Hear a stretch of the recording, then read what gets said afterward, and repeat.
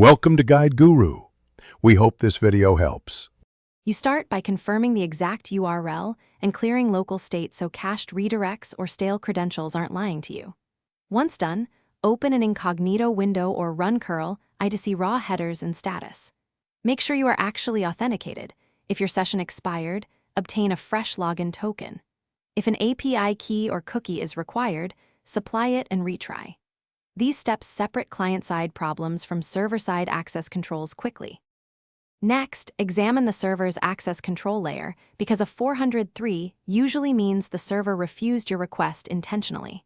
Inspect virtual host and htaccess rules for explicit deny, require all denied, or IP restrictions. Check file system permissions.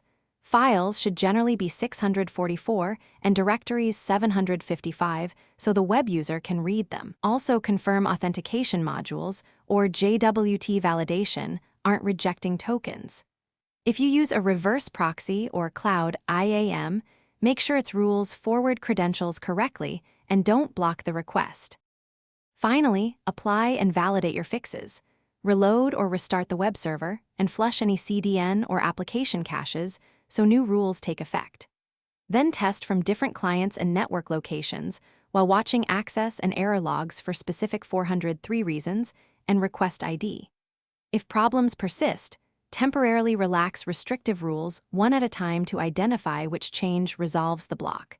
Make sure to revert overly permissive settings.